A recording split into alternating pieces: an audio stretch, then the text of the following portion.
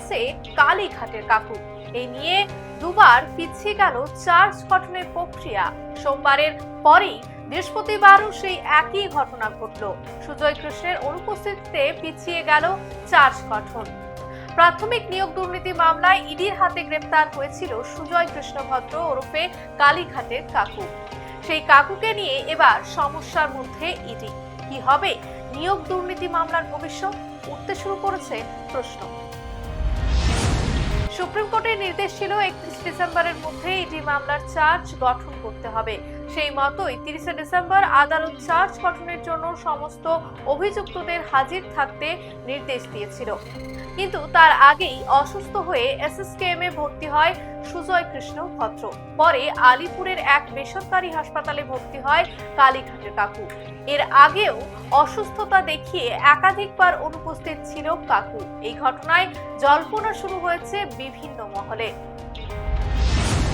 এই ঘটনার পর হাসপাতাল থেকে সুজয় কৃষ্ণের শারীরিক অবস্থার রিপোর্ট চেয়ে পাঠানো হয়েছে।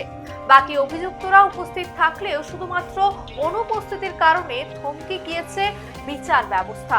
আর এই ঘটনায় প্রশ্ন তুলছে বিরোধীরা, সত্যি কি অসুস্থ কাকু, নাকি বিচার থেকে বাঁচতেই এই পন্থা অবলম্বন করছে?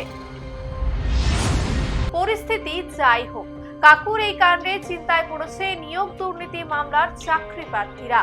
এই ঘটনা যদি চলতেই থাকে তাহলে সবচেয়ে সমস্যায় পড়বে তারাই। অন্যদিকে চার্জ গঠনের নিয়ম অনুসারে অভিযুক্তকে উপস্থিত থাকতেই হবে।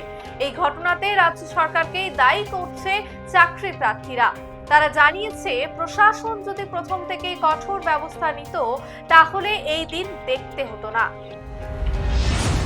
সূত্র বলছে, তৎকালীন শিক্ষামন্ত্রী পার্থ চট্টোপাধ্যায় ও তার ঘনিষ্ঠ অর্পিতা সুজয় কৃষ্ণ ভদ্র সহ মোট 27 জন অভিযুক্তের নাম রয়েছে চার্জশিটে।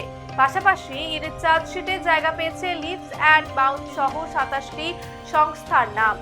এই লিভস অ্যান্ড বাউন্ড সংস্থাটির সন্ধান পাওয়া গিয়েছিল সুজয় কৃষ্ণের হাত ধরেই। এই সংস্থার চিফ অপারেটিং অফিসার ছিল সুজয় কৃষ্ণ। আবার এই সংস্থার সাথে নাম জড়ায় অভিষেক ব্যানার্জিরও। এই ঘটনায় ফের সোমবার ব্যক্তি ও সংস্থা মিলিয়ে অভিযুক্ত 54 জনকে ব্যাংকচাল কোর্টে ইডির বিশেষ আদালতে হাজির হওয়ার নির্দেশ দেওয়া হয়েছে। তবে কাকুর যা শারীরিক অবস্থা তাতে সোমবারও হাজির থাকতে পারবে কিনা সেই বিষয়ে নিশ্চিত কিছু বলা যাচ্ছে না।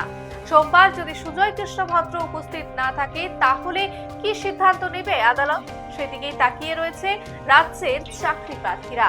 এ বিষয়ে আপনাদের কি মতামত লিখে জানান আমাদের। লাইক দিন, সাবস্ক্রাইব করুন বেঙ্গল ফ্যাক্ট।